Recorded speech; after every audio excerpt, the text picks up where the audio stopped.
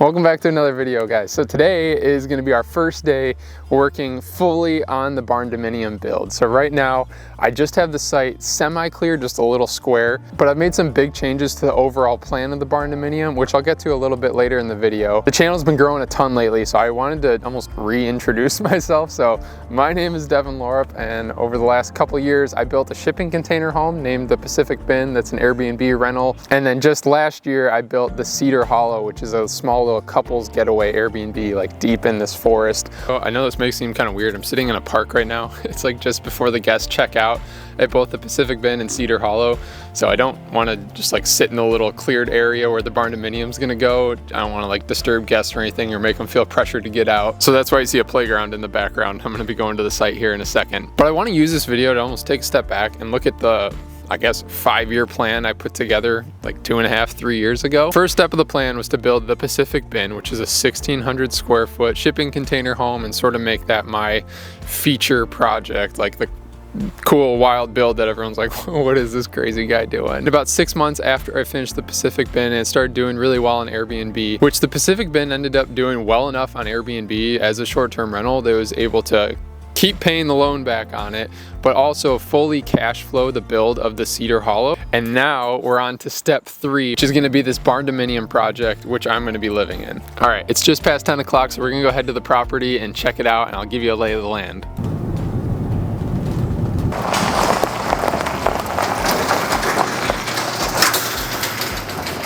A couple weeks ago, I was doing some preliminary maintenance, trying to pick which one of these trees are gonna fall this winter so they don't hit my house. And I sectioned some up over here. So we're gonna be making a whole bunch more firewood for the guests at the bin in the Cedar Hollow. Some of you asked what this giant gash in the back of my Model Y is from, and it actually came from the day I finished the Cedar Hollow's build. I was putting my trailer away, putting it back in the lot. I unhooked everything on the trailer, undid all the bolts, but I was so tired. I'd worked like a 14-hour day. Like, it was the last day. Like, the trailer was being put away, the home was done. And I didn't lift the trailer off the ball, and I did a quick 3-point turn, and I just hear this can opener sound. It's like, so then I ran back around, and the corner of my trailer was sitting right in the back of my quarter panel. So you can see it just full on, put a big old gash in there. And this dent right here is gonna cost me $11,000 to fix. So the guy at the shop was telling me, this is the worst spot you can hit a Tesla, because if it were just a bumper, they could just go pop the bumper out, put a new one in. This panel here is one continuous panel all the way up to the front. So they have to like cut out a whole section of this and do custom welds. And honestly, in my opinion, it's a really bad design, but what can you do?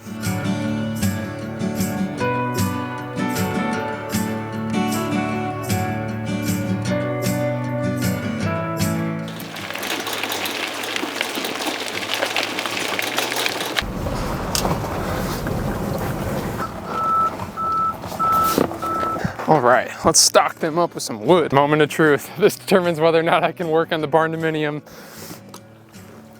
Nice. The hot tub's nice and clean. Oh, that's always the worst when I get out here and it's like, all right, time to dump the tub. All right, so before we go get covered in sawdust, I gotta go replace this water kettle. This is the second one we've gone through this year, and I buy like really nice water kettles. They're the ones by Fellow, so they're like 180 bucks a piece, but guests keep thinking that they can put them on the stove, and they're just like these nice kettles, and this is just like a plastic bottom, and there's the little water boiling plate, so it just melts the bottom when guests put these on the stove. Dang, I didn't realize this when I bought the new one, but I normally have the one that has the gooseneck just because I think it looks cool, but oh well, this will have to do. Still 180 bucks.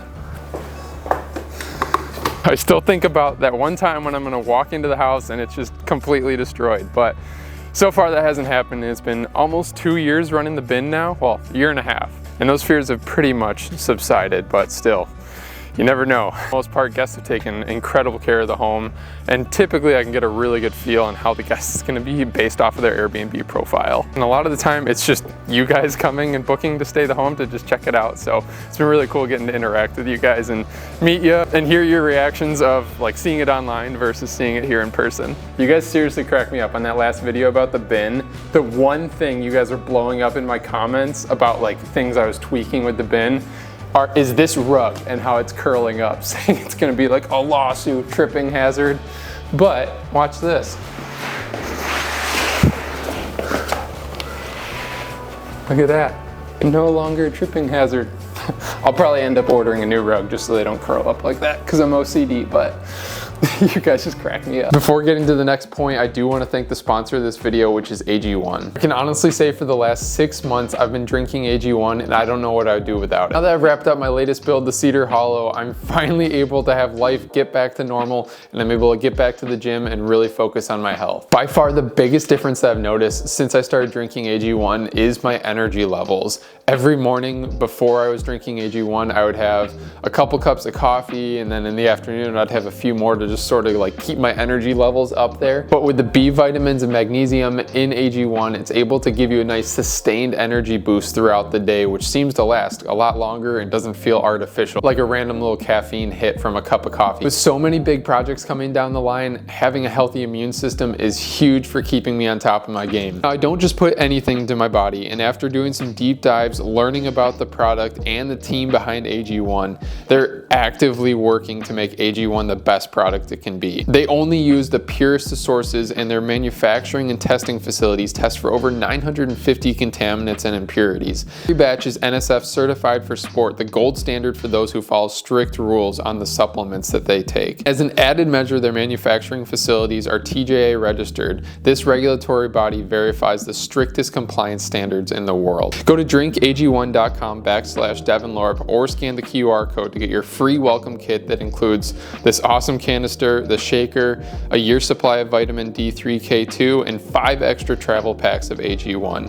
Also, just as a little heart-to-heart, I wanted to say thank you to you guys for following along. I never thought this journey of filming myself putting boxes in the middle of the woods would turn into what it is. Like, we're almost at 100,000 subscribers, and like the number doesn't really matter, but it's more so seeing the impact that I've been able to make on some of your guys' journeys. Like for all of you that have purchased the construction plans for the bin or the Cedar Hollow, it's so rewarding and just, it's like a surreal feeling knowing that there's people all over the country and world building just this. That's just mind-blowing to me. It's also been so wild to me being out on a hike on a weekend or something and getting recognized by someone being like, "You're the guy with the box." And I'm like, let's come up with a different nickname, but yeah, I'm the guy with the container home. I also just wanted to say thank you to all of you that have purchased the plans for the Pacific Bin and Cedar Hollow. It really just helps me to be able to fund future really cool projects like this and the Cedar Hollow. So thank you guys, and I mean, it's also an incredible value for you guys that I would never be able to offer if I didn't have this platform. So let's get back to fumbling around in the woods.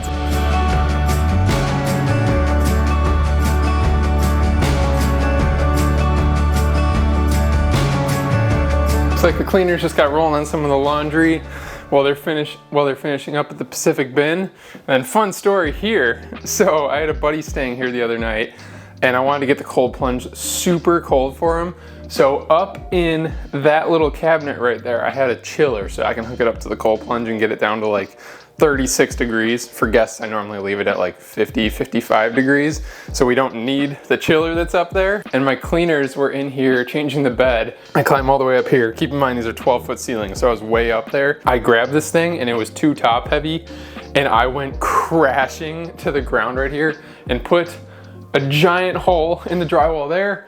And I fell all the way to the bed and almost took out my cleaner here. I felt bad. It was like her second week on the job, but I just took care of patching up that drywall, painting it, and none of the guests noticed in the couple days I had to leave it that way. All right, moment of truth.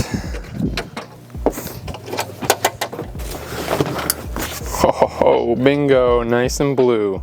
Don't have to do anything to it today. And then for the sauna, gosh, this is the coolest part. Oh, looks like some guests wrote their initials on the door in the steam. Not anymore. But, oh wow, Someone must have used this right as they checked out. Looking good. Gosh, look at this. I just love this place out here. If you do want to come stay at either of these homes, so the Cedar Hall sleeps 2 and the Pacific Bend sleeps up to 7, I'd definitely recommend checking it out this fall. September is pretty much 100% booked, but if you can get in October, there's like, I think 1 weekend left between both of the homes, and it's a really cool experience. All of the forest here turns completely orange, so definitely gonna wanna check it out. I put a link down below to book the place if you want. You'll save like 10% not having to book through Airbnb or VRBO and paying all their extra crazy fees. So if you are looking for a nice relaxing time away from all the madness of life, come on out.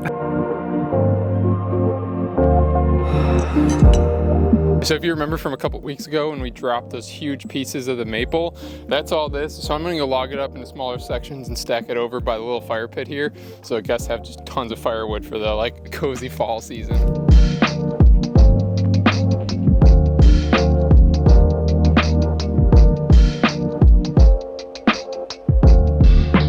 Okay, so the barn dominium. Right now, I just have a pad over here that's about, I don't know, 60 by 60 that I've cleared and just laid the little top layer of rock like this. But what I need to do is all of this right here needs to be cleared out because we need to have a nice big open area, because I've expanded it from just being a 30 by 60 to be about 65 by 36. Just a refresher, it's gonna be 20-foot tall walls, so we'll have like huge ceilings inside. I think they'll loft up to like 25 or 26 feet because we'll be pitched like that at the roof. And then in the living quarters, it'll be 2 different floors, and I'll have a huge office upstairs with some really cool windows that I'm stoked about, but not stoked on the price. So this view right here is gonna be what all the windows look out to, both the upstairs office area and the lower part, like all the living area and the bedroom and everything. So it's gonna have this really cool view of those huge cedars. That cedar doesn't look huge, but look at this, right? Doesn't look like a big tree until you put me next to it and you realize this thing's like 8 feet in diameter. It's humongous. So that big guy is actually gonna be just outside the bedroom. So a couple weeks ago, I started budgeting out exactly what I think this is gonna cost. The home growing by about 6 more feet. That means 6 more feet of 2 layers of 10-foot tall windows, which is crazy expensive. So my window estimate for just a few windows on the sides and then 2 full stories of glass is about $100,000. And keep in mind, that's some really fancy, like full 10-foot sliders. So you'll be able to slide open this entire wall. So what I need to get going is I need a concrete foundation, the steel metal structure, and then I'm gonna take over from there. I'm gonna hire people to do concrete, hire people to do the steel erection, because I can't take the whole property offline, like off of Airbnb for a few weeks, because that's just income that I need. I still need to pay the mortgage on it. So my timeline has officially kicked back to next spring,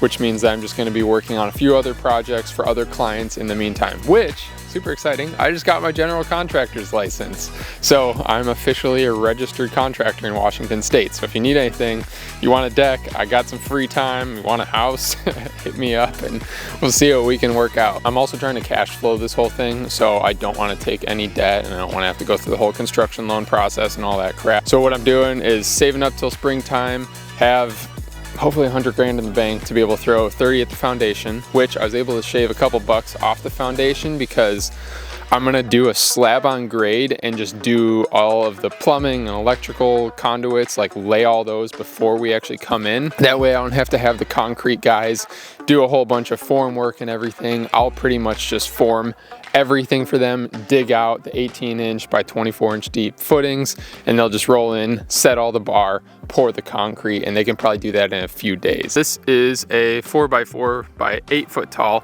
I'm actually gonna do an 8 foot tall fence, so that's exactly how tall the fence is gonna be. You can see the bin over there. So you won't even be able to see anything from when you're inside here of what the people at the bin are doing. And then same deal, I don't know if you can see, there's like a little 4x4 right over there. So it'll block off everything over at the Cedar Hollow. I know a ton of you have given me crap with doing all of this work on the property with a Model Y and a little like 10-foot dinky trailer. Literally everything at the Cedar Hall there was brought in on this little trailer. But today is officially the Model Y's last day that it has to go through this kind of beating, ripping trailers around. But I finally caved and I'm getting a truck in 2 days. And we're gonna have a fun little video. So drop a comment down below which truck you think I got. But yeah, let's start ripping into the forest here.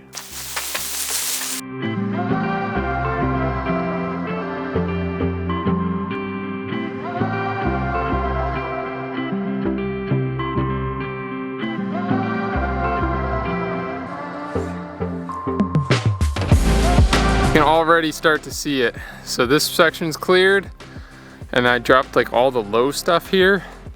I don't want to take out this maple quite yet because I just want to have more time to do it. Now I'm gonna go grab the tape measure and show you visually how wide this whole thing is gonna be, because it's kind of hard for you guys to see on camera.